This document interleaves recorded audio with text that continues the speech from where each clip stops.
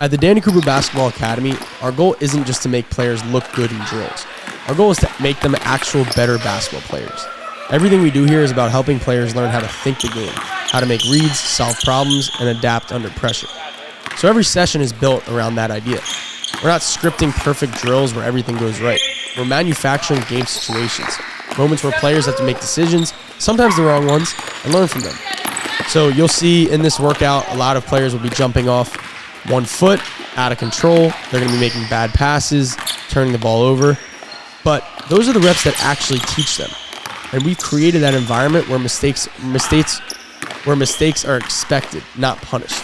That's how our players are going to grow ultimately, not by chasing perfection, but by learning how to respond when things don't go as planned.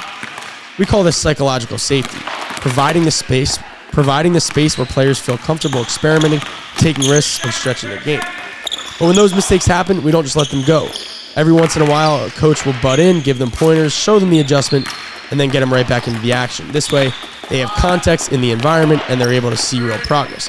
It's definitely a balance between giving them freedom to play, but structure to learn, and that's a sweet spot where real development happens and the style that we like at the Danny Cooper Basketball Academy. So, typical session here might start with a one-on-one drill to set the tone. Gets players competing early and force them to make quick reads.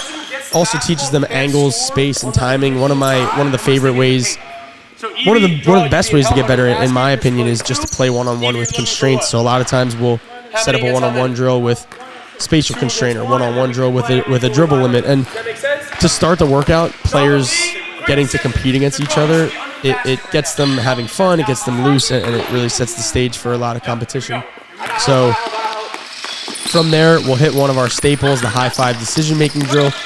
This one's chaotic, it's competitive, and it teaches players how to process multiple reads in a split second. So this is one of our favorites. As you can see, the coach can kind of move forward or back to kind of manipulate the spatial constraint as well, but this is a really good one to teach them how to read two-on-ones on the weak side, read help, and create advantages. And then we'll flow into something like the toss over slide, which simulates advantage situations and closeouts. This is where players learn how to attack a defender, maybe on their hip or maybe in weird positions, and use space efficiently, and not only have an advantage, but how do you maintain and keep the advantage? And keep in mind, every one of these drills is also a defensive drill. So you'll see a lot of times in workouts, players only work on their offense. They'll maybe dribble through cones and only get offensive reps. But in our workouts, we like to view it as you're getting offensive and defensive reps almost every single time. So that's why we like this small-sided game style. And a lot of our work is small-sided games, 2v2, 3v3, 4-on-4, where players have to make decisions in real time.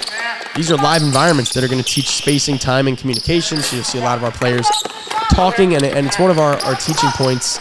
Some of our players have come such a long way in the past, where in the beginning they would say no words, and now we have them, they're communicating in the back line of defense, they're speaking in multiple sentences, saying, I got help, I'm help the helper, different stuff like that.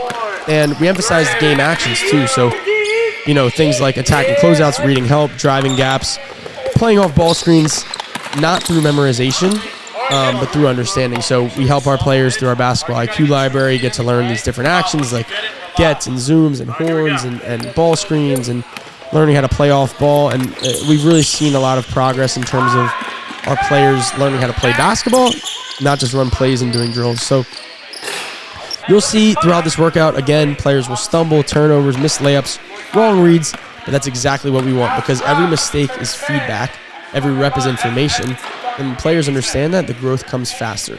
But you have to be willing to teach this and to put players in this environment. And it's not always easy. You have parents sometimes want their players' workout to be perfect, but we try to do a really good job of creating the environment and letting everybody know that this is a place where you can make mistakes and use it as your canvas. So imagine you're a painter and you mess up, scrap that piece of paper, move on to the next. So when you train at the DCB Academy, you're not just improving your handle, your jumper, but it's all inclusive. You're improving your decision making, your awareness, most importantly, your confidence. And this is how you're learning to translate your skills into real game situations. So we're building players who can think for themselves, who can read the game, feel the game, and play the game. And that's what the Danny Cooper Basketball Academy stands for. So, I hope you guys enjoyed this workout and got a glimpse into our training style. Live, decision-making, basketball IQ. But we don't just roll the balls out and let you guys play. Everything has a purpose to create different advantage situations so that you guys are ready come game time and nothing looks as a surprise once the game comes. So if this is something that you're interested in and you want to train this way, come check us out at our Bala Kinwood location outside of Philadelphia. You can check us out at DannyCooperBasketball.com. Enjoy the rest of the video. Peace.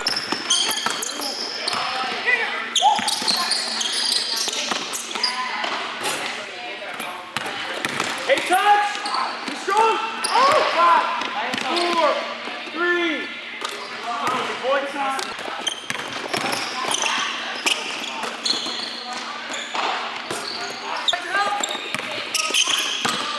Defense gets it point. Plus 1, 2, 1.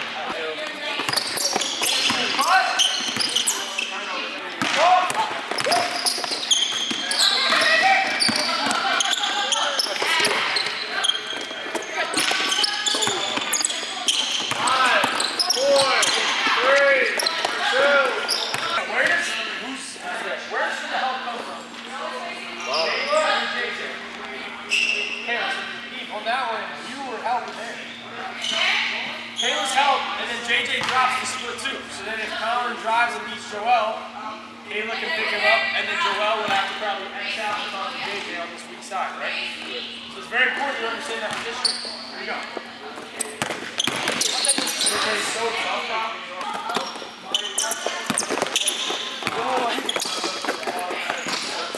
Let me get 5, 4, 3.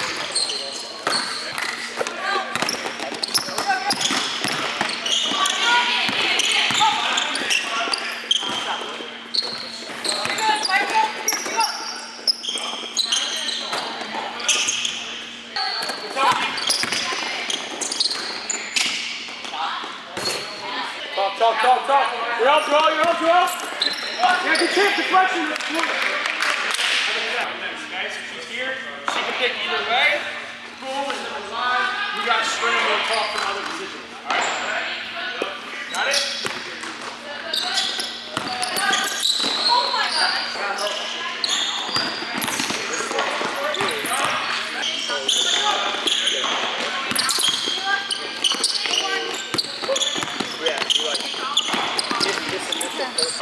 Alright, ready? The extra point on this team, if this initial person scores in the paint without changing direction. If JJ tosses it, he goes either way. If I can get in the paint without changing directions and score, my team gets 2 points. Does that make sense?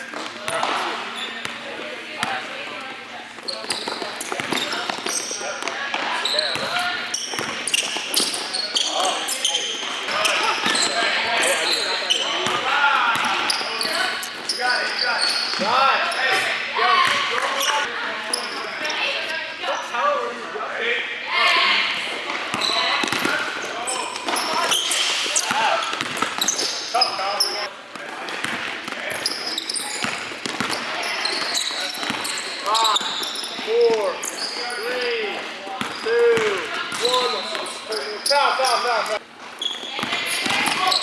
Right, Dave? Hey, stop. Eyes up.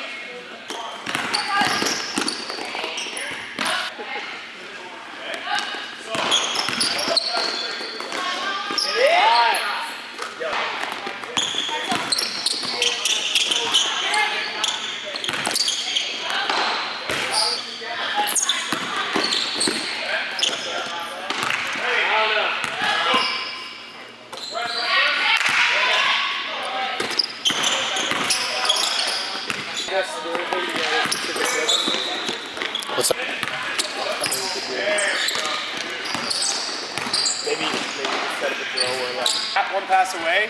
The reason I incentivize first person getting in the lane and finishing, say Kayla tosses over slides this way. A lot of you guys are going one dribble, and then you're either getting off balance or like making a 1-foot pass like that. If we take 2 or 3 dribbles, you say Kayla tosses over slides. If I go 1 dribble and then I take a second dribble to get through this gap, I'm able to go here, and now I can be more on balance here, or make a kick to the opposite side. So like, always try to think, unless you have a clear path, use that extra second or third dribble to get to the paint. Does that make sense? JJ, you're just in the gap, you're not helping. You have to stay home. Give me a little more this way. JJ, this way. Stun recover. Now stay home. Good. 5, 4, 3, 2, 1.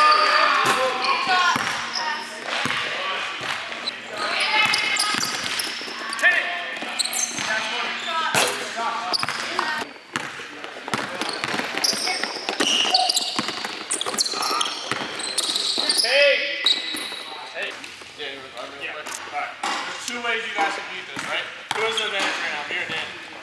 Yeah. Right. I can beat him by pure quickness. I can just get ahead of him, boom, switch this gap, and then I'm making my decision.